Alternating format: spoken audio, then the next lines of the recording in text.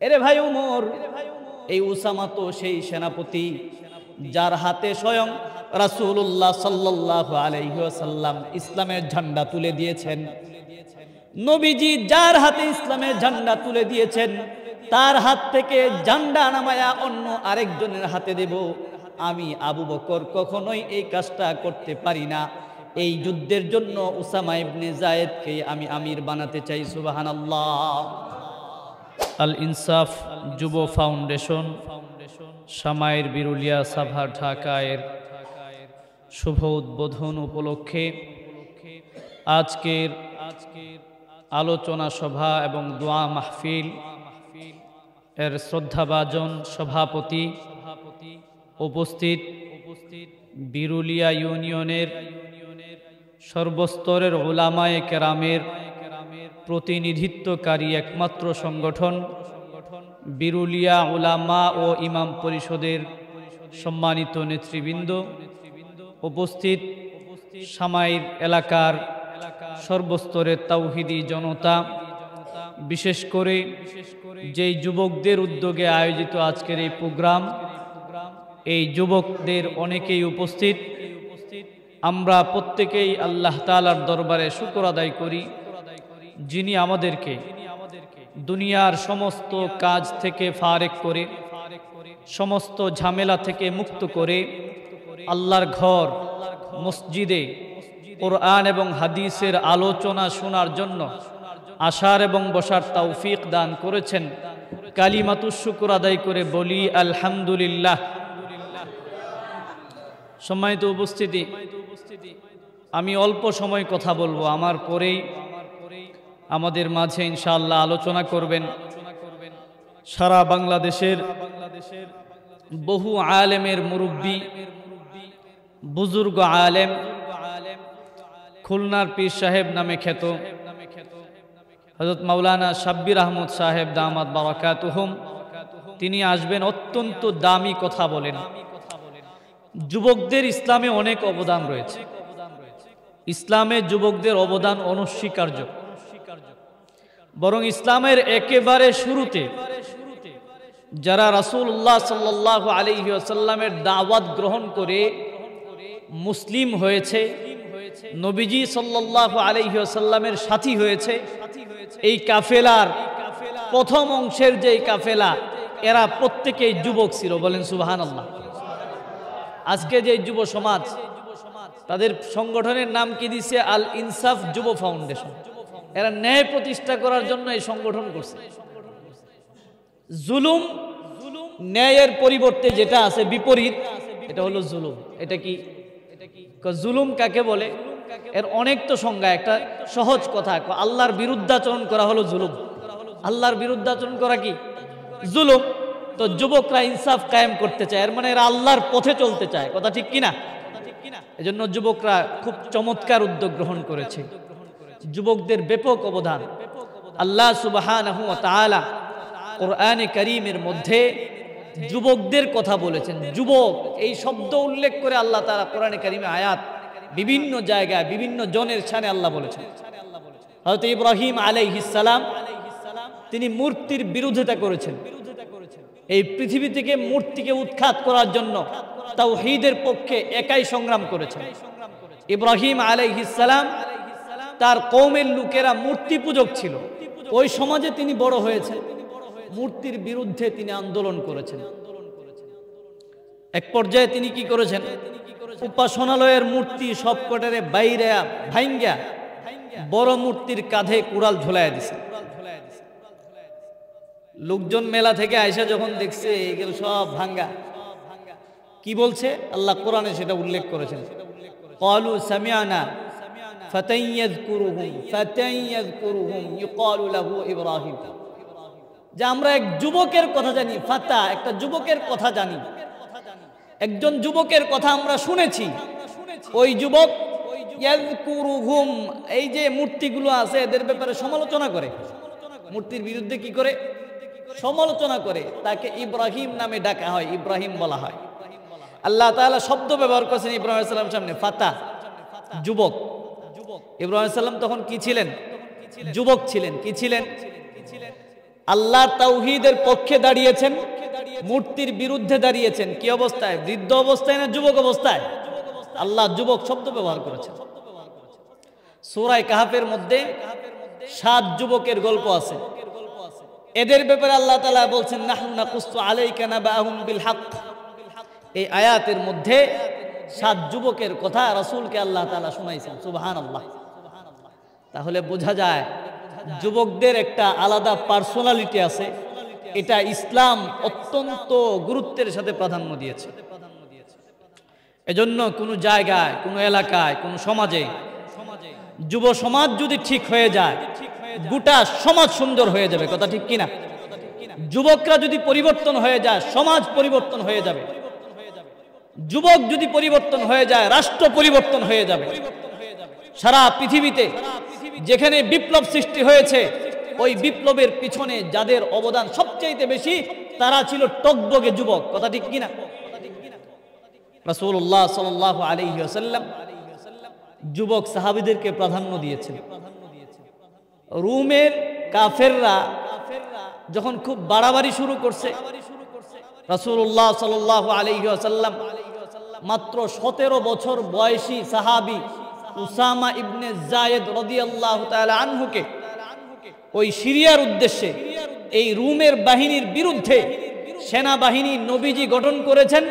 এই সেনাবাহিনীর সেনা প্রধান নিযুক্ত করেছেন মাত্র 17 বছর বয়সী যুবক উসামা ইবনে যায়েদকে। সুবহানাল্লাহ। নবীজি যখন উসামা ইবনে যায়েদকে সেনা প্রধান বানাইছেন, ওই কাফেলায় হযরত আবু বকর সিদ্দিক রাদিয়াল্লাহু তাআলা আনহুর মতো বড় সাহাবী ছিলেন, হযরত ওমর রাদিয়াল্লাহু তাআলা আনহুর মতো বড় সাহাবী ছিলেন। কিন্তু তাদেরকে বাদ দিয়া নবীজি যুবক সাহাবী মাত্র 17 বছর বয়স। কি মনে হয় আপনাদের? খুব বড় সাহাবী, তার অনেক বয়স, একেবারে টকবকে যুবক, মাত্র 17 বছর বয়স, তাকে সেনা প্রধান নিযুক্ত করেছেন। তো এই কাফেলা মদিনা থেকে বের হওয়ার আগেই রাসূলুল্লাহ সাল্লাল্লাহু আলাইহি ওয়াসাল্লামের ইন্তেকাল হয়ে গেছে, যার জন্য এই কাফেলা স্থগিত হয়েছে, যায় নাই, অভিযানে যায় নাই। নবীজির ইন্তেকাল হয়েছে, এখন অভিযানে কি করে যায়? পরবর্তীতে হযরত আবু বকর সিদ্দিক রাদিয়াল্লাহু তাআলা আনহু তিনি যখন খলিফা নিযুক্ত হয়েছেন, খেলাফতে অধিষ্ঠিত হওয়ার মাত্র 1 সপ্তাহের মাথায় আবারও ওই রোমানরা বেশি উৎপাত শুরু করেছে। এদেরকে যদি এখন না থামানো যায়, তাহলে এরা ইসলামের জন্য বড় হুমকি হয়ে দাঁড়াবে। খলিফাতুল মুসলিমিন হযরত আবু বকর সিদ্দিক রাদিয়াল্লাহু তাআলা আনহু সাহাবায়ে কেরামকে ডাকলেন, এই রোমের এই সমস্ত কাফেরদের বিরুদ্ধে যুদ্ধ পরিচালনা করতে হবে। নবীজি যেই জামাত তৈরি করে গিয়েছিলেন, উসামা ইবনে যায়েদকে নতুন করে আবার নেতৃত্ব দিয়ে এই যুদ্ধের জন্য প্রেরণ করার সিদ্ধান্ত তিনি নিতে যাচ্ছেন। সাহাবায়ে কেরামের মধ্য থেকে অনেকেই বলাবলি করতে শুরু করল, রোম বিরাট এক শক্তি, এদের বিরুদ্ধে একজন বিচক্ষণ সাহাবী সেনাপতি নিযুক্ত করলে ভালো হয়। উসামা সে তো যুবক মানুষ, তার বয়স কম, তাকে না দিয়ে একজন বিচক্ষণ, যুদ্ধে পারদর্শী, যুদ্ধের রণকৌশল সম্পর্কে সব জানে, এমন একজন ব্যক্তিকে নিযুক্ত করলে বেশি ভালো হয়। কেউ কেউ খালিদ বিন ওয়ালিদ রাদিয়াল্লাহু তাআলা আনহুর ব্যাপারে পরামর্শ দিয়েছেন, কেউ কেউ অন্যান্যদের ব্যাপারে পরামর্শ দিয়েছেন। এই মজলিসে হযরতে উমরে ফারুক রাদিয়াল্লাহু তাআলা আনহু তিনিও ছিলেন। তিনিও এই ব্যাপারে সন্দেহ পোষণ করেছেন যে উসামা ছোট মানুষ। হযরতে আবু বকর সিদ্দিক রাদিয়াল্লাহু তাআলা আনহু তিনি বিষয়টা মোটেও পছন্দ করেননি। হযরতে ওমরে ফারুক রাদিয়াল্লাহু তাআলা আনহুকে লক্ষ্য করে তিনি বললেন, রে ভাই ওমর, তুমি তো ইসলাম গ্রহণের পূর্বে অনেক কঠোর ছিলে, তুমি কি একদম বুজদিল হয়ে গেছো নাকি? তুমি কি কাপুরুষ হয়ে গেলে নাকি? তুমি তো এমন নরম হওয়ার কথা নয়। তুমি কেন না করতেছো? তুমি না উদ্বুদ্ধ করবা, তুমি কেন নিষেধ করছো? এরে ভাই ওমর, এই উসামা তো সেই সেনাপতি যার হাতে স্বয়ং রাসূলুল্লাহ সাল্লাল্লাহু আলাইহি ওয়াসাল্লাম ইসলামের ঝান্ডা তুলে দিয়েছেন। নবীজি যার হাতে ইসলামের ঝান্ডা তুলে দিয়েছেন, তার হাত থেকে ঝান্ডা নামায়া অন্য আরেকজনের হাতে দেব, আমি আবু বকর কখনোই এই কাজটা করতে পারি না। এই যুদ্ধের জন্য উসামা ইবনে যায়েদকে আমি আমির বানাতে চাই। সুবহানাল্লাহ। উসামা ইবনে যায়েদের বয়স কত? 17 বছর। কত বছর? 17 বছর। যুবক না বৃদ্ধ? যুবক না বৃদ্ধ? যুবক। কাজেই যুবককে ইসলামে রাসূলুল্লাহ সাল্লাল্লাহু আলাইহি ওয়াসাল্লাম প্রাধান্য দিয়েছেন। খলিফাতুল মুসলিমিন হযরত আবু বকর সিদ্দিক রাদিয়াল্লাহু তাআলা আনহু প্রাধান্য দিয়েছেন। যুবকদের অবদান অনস্বীকার্য, ব্যাপক অবদান রয়েছে। এই কারণে আজকের যুব সমাজ, সামাইরের এই যুবকরা যে উদ্যোগ গ্রহণ করেছে, আমরা এটাকে সাধুবাদ জানাই। কথা ঠিক কিনা? এদেরকে আমরা দোয়া করি আল্লাহ এদেরকে আগায় নেক, এদের মাধ্যমে এই সমাজে ইসলামী বিপ্লব তৈরি হোক। যত জুলুম আছে, যত অন্যায় আছে, সব দূরীভূত হয়ে প্রত্যেকে ইসলামের ছায়া তলে এসে আল্লাহর খাঁটি গোলামে পরিণত হোক। কথা ঠিক কিনা? এটা চান তো আপনারা? এটা দরকার।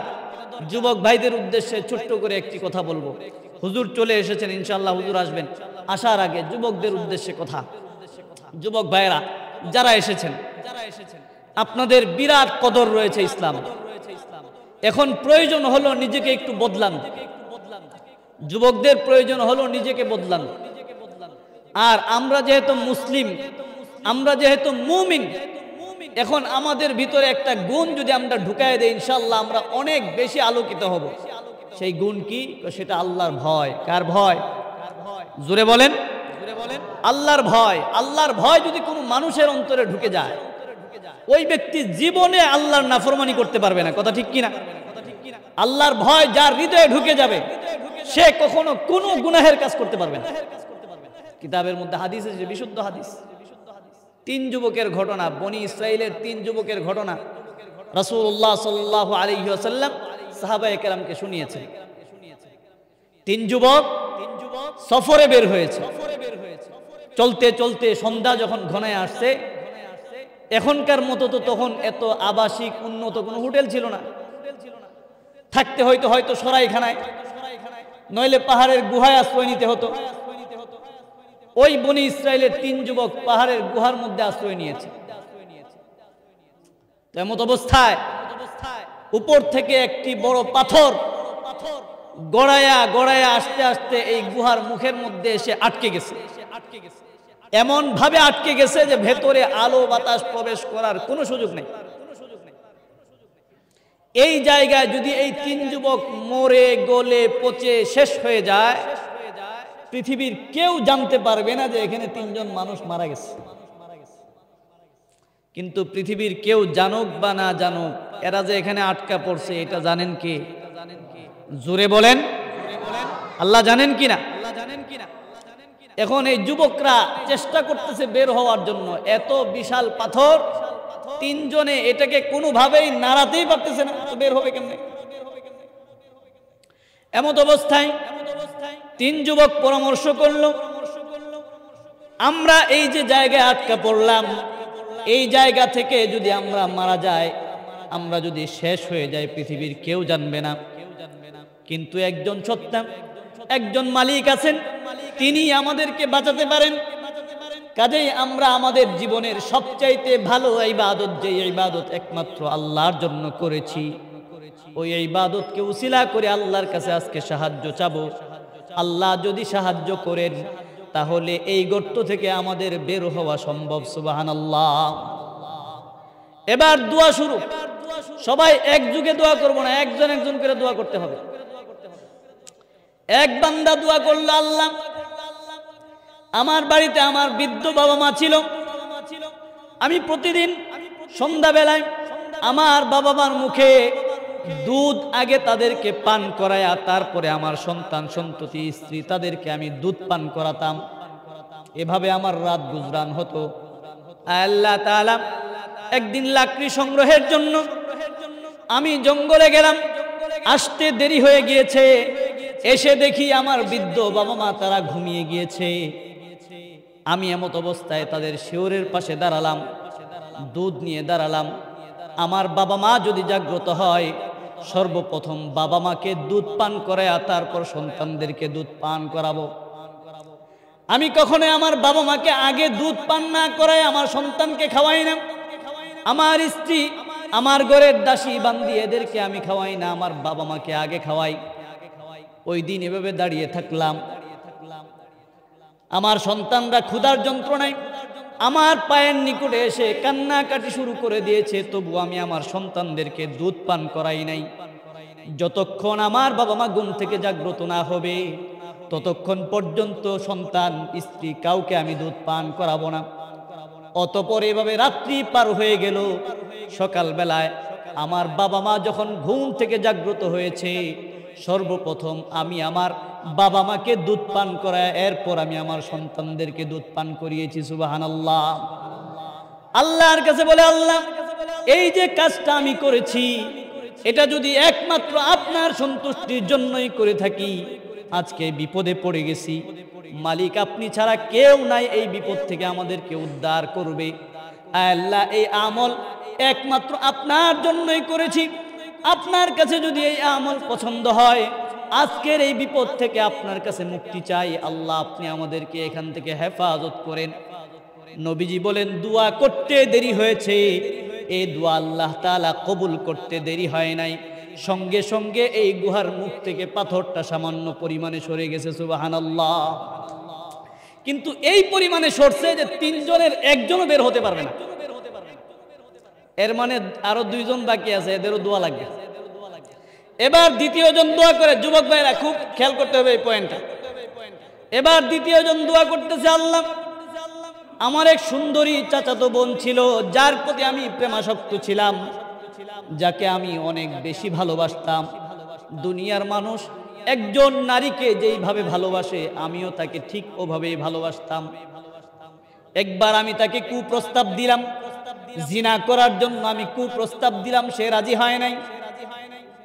এভাবে চলতে চলতে হঠাৎ একবার আমাদের এলাকার মধ্যে যখন দুর্ভিক্ষ দেখা দিল, মানুষের খাদ্যের সংকট দেখা দিল, আল্লাহ তাআলা আমার ওই চাচাতো বোন আমার কাছে এসেছে, আমার সম্পদ ছিল, আমার কাছে সাহায্যের জন্য এসেছে, টাকা পয়সার জন্য এসেছে।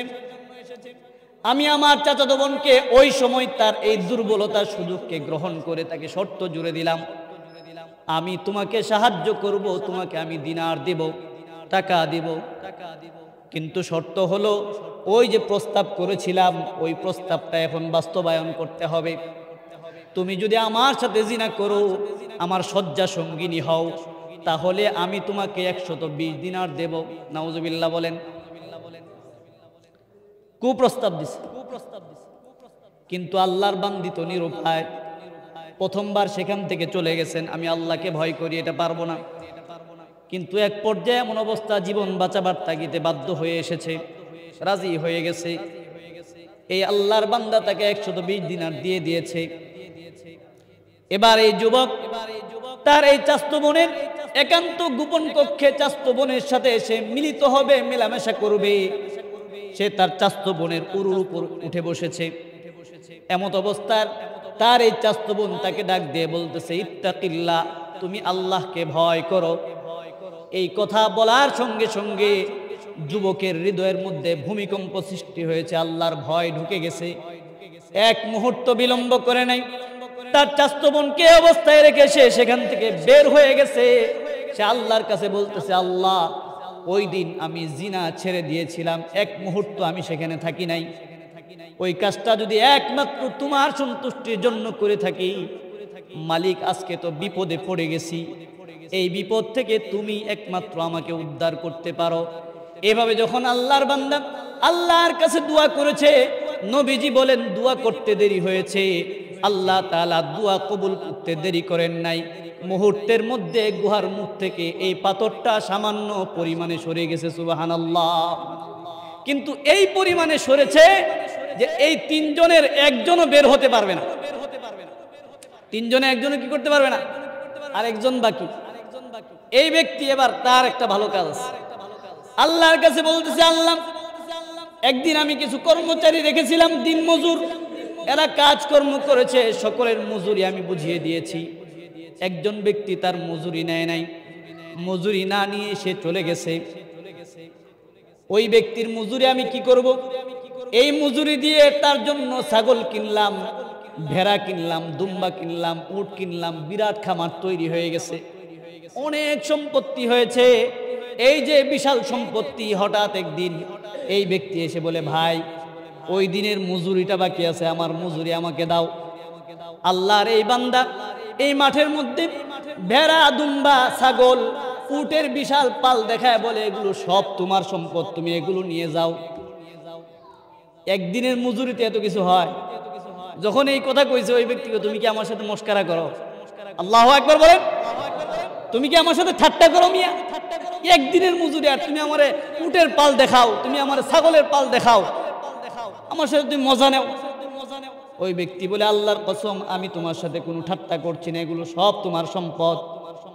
ওই দিন এই যুবক, এই ব্যক্তি সমস্ত সম্পদ নিয়ে চলে গেছে। আল্লাহর বান্দা আল্লাহকে বলে, আল্লাহ ওই দিন ওই ব্যক্তি সব নিয়ে গেছে, আমি তার কাছ থেকে একটা কিচ্ছু রাখি নাই, এই যে তার সমস্ত কিছু তাকে দিয়ে দিলাম, এই কাজ যদি একমাত্র তোমার সন্তুষ্টির জন্য করে থাকি, আজকে বিপদে পড়ে গেছি মালিক, এই বিপদ থেকে একমাত্র তুমি আমাদেরকে উদ্ধার করতে পারো, তুমি ছাড়া আর কোন মালিক না আমাদেরকে বাঁচাবে। এই দোয়া করতে দেরি হয়েছে, নবীজি বলেন মুহূর্তের মধ্যে ওই গুহার মুখ থেকে পাথরটা এমন ভাবে সরে গেছে যে তিনজনের প্রত্যেকেই এখান থেকে বের হতে পেরেছে। সুবহানাল্লাহ।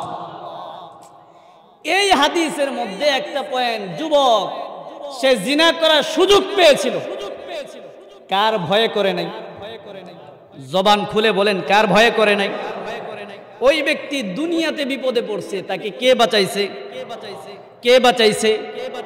ঠিক তদ্রুপ যেই যুবক আল্লাহর ভয়ের কারণে গুনাহ ছেড়ে দিবে, যেই যুবক আল্লাহর ভয়ের কারণে জুলুম ছেড়ে দিবে, অন্যায় ছেড়ে দিবে, ওই যুবককে আল্লাহ সুবহানাহু ওয়া তাআলা দুনিয়াতেও বাঁচাবেন, আখিরাতেও আল্লাহ সুবহানাহু ওয়া তাআলা তাকে বাঁচাবেন। বলি সুবহানাল্লাহ।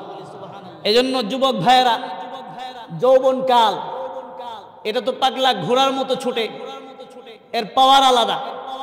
এটা কেমন? এই যৌবনকালটা হলো এমন, এটা আগুনের মতো। কিসের মতো? আগুনের মতো। আগুনকে কেউ যদি ভালো কাজে লাগায় উপকার নেওয়া যায়, আর আগুন দিয়া যদি দুষ্টামি করে উপকার হবে না ক্ষতি? আগুন দিয়া যদি কেউ ভাত রান্না করে এখান থেকে উপকার হয়, আগুন যদি কার্পেটে লাগায় দেয় উপকার হবে? ক্ষতি হবে? হযরত চলে আসছে। তো আমি যুবক ভাইদের কাছে এটাই বলবো, জীবনের হার সময় আল্লাহকে ভয় করি। রাজি আছি না ইনশাআল্লাহ? আল্লাহ তাআলা আমাদের সকলকে মুত্তাকি হওয়ার তৌফিক দান করুক। আমিন।